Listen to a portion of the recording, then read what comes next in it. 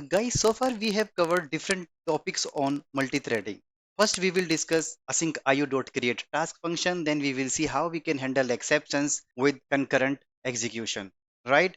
I'm using editor PyCharm and Python version 3.12 is installed on my computer. First, we will see how to use async io.create task function.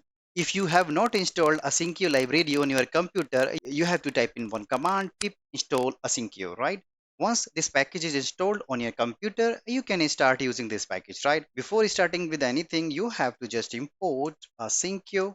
I'm gonna create new function async. We'll just print it, right? Just to check on the console whether text is properly printing, and then we will be using sleep function from asyncio, right?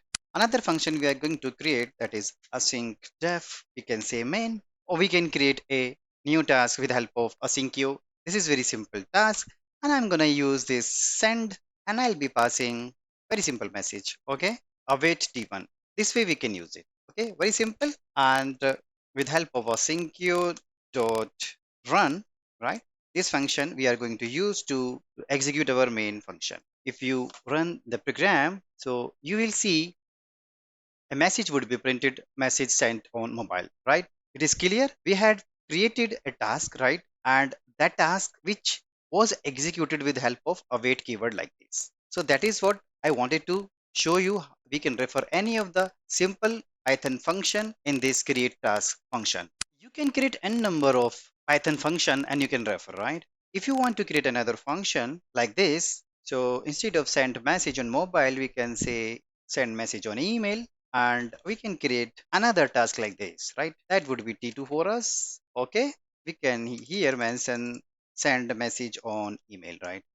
And we can change the message sent on. In the same way, we can execute this function, right? Okay, when you run this program, so you will see both the messages, both the tasks would be executing, and we will see the message on console, right? So far it is clear, but here the thing, if you notice, we are waiting, right, until our first task is completed, right? We are executing our first task, then once it is completed, then we are saying just execute our next task. There might be a case, first you wanted to send a message on mobile. Once this execution is completed, then only you want to send an email. Okay, so this is a scenario where most of the developers face the issue.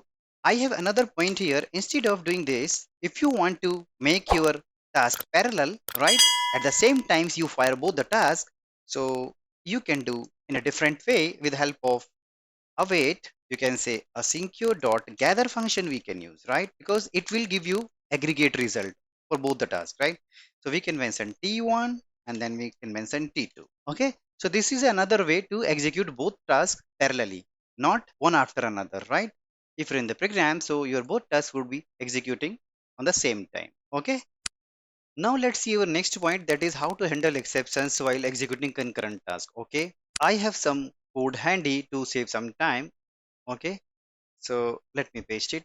It is very simple program. You would see a task we have just created, printing, right? That will actually accept two parameters, task and text, right? So task name we will be assigning from the caller function, and then text we will be printing which we want to see on the console, right? So it will print first, it will keep running until this condition is true, right?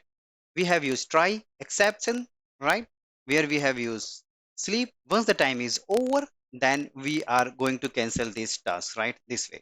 And in the different function, main function, we have used try and exception block here, and we have used asyncio dot wait for function. So coroutine will be wrapped in the task. So these are the coroutines, and these are wrapped into the task. Asyncio dot gather we have used inside this wait for. In the gather function, we have passed two tasks. That task name is different for each, and the message is also different. Okay, so here what will happen, so this task will keep running till this seconds. Once this time is over, then it will cancel the task, right? And it will come out here and then say time is over.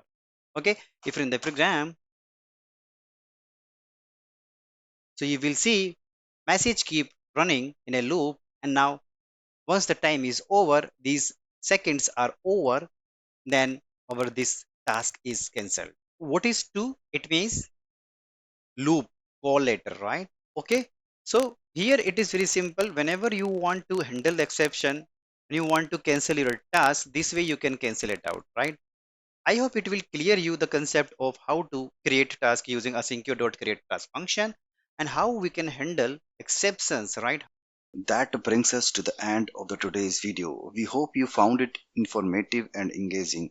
Don't forget to subscribe to our channel for more exciting content on all things tech related. Thanks for watching and we will see you in the next video.